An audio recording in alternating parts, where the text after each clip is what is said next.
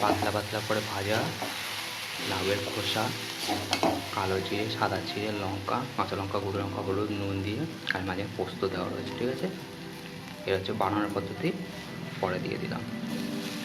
আজকে হচ্ছে লাউয়ের চোখলা ভাজা হবে, সেই জন্য কড়াইয়ে তেল দেওয়া হয়েছে 4 চামচ মতো। তারপরে সাদা জিরে, কালো জিরে, লঙ্কা ভেঙে দিয়ে দেওয়া হয়েছে। ঠিক আছে, আপাতত এটা গ্যাসটা একদম কম আঁচা করা আছে। এটা লঙ্কাটাকে তেলে নামিয়ে ভাজছে।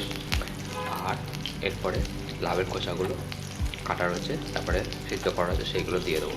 এই হচ্ছে লাউয়ের খোসাগুলো সরু সরু করে পাতলা করে কোচানো রয়েছে। তারপরে কোচানোগুলোকে অল্প করে হালকা করে নুন দিয়ে প্রেশার কুকারে সিদ্ধ করে নেওয়া হয়েছে, যাতে তাহলে ভাজা হয়। সিদ্ধ হয়ে গেছে। এবার ওই যে তেল ফোড়ন দেওয়া আছে, তেলের মধ্যে দিয়ে দেবো। ফোড়নগুলো পুড়ে গেছে, ওই লঙ্কাগুলো ভাজা ভাজা হয়ে গেছে।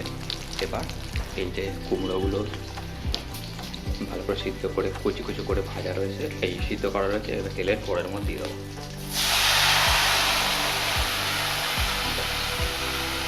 গ্যাসটাকে ভালো করে একদম বাড়িয়ে দিয়েছি, গ্যাসটা আগুন হয়ে গেছে।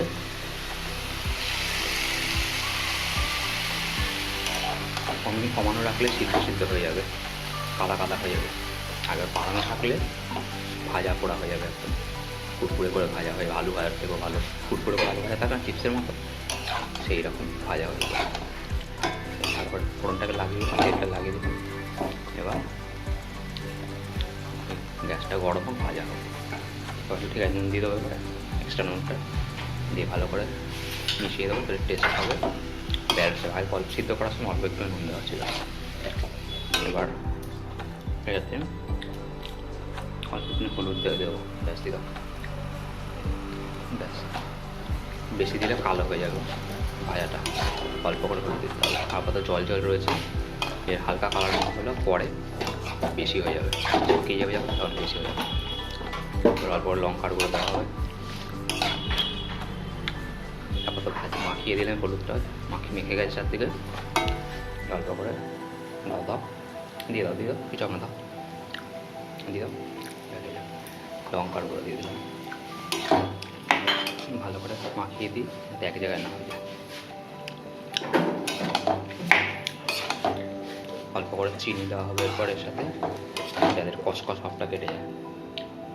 চিনি দাও, প্রায় 1/8 স্পুন সুগার দিতে হবে। ব্যাস, চিনি দিলে 1/8 স্পুন, বেশি দিলে মিষ্টি হয়ে যাবে, কাদা কাদা গেলে কী বলে চাটনির মতো হয়ে যাবে। চাটনি হবে না, হালকা করে দিলে কসকস ভাবটা কেটে যাবে।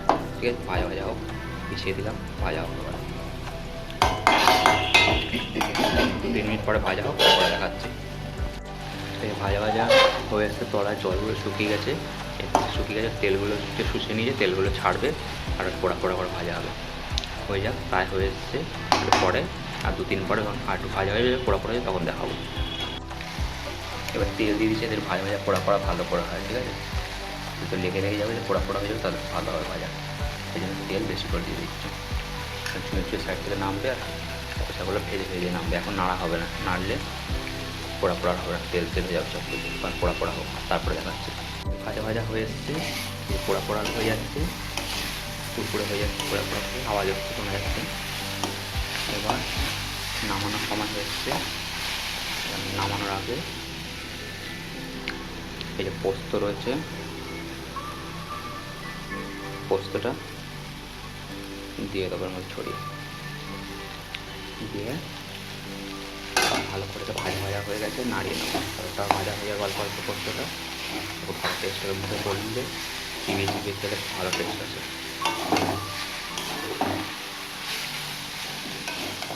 ঠিক আছে,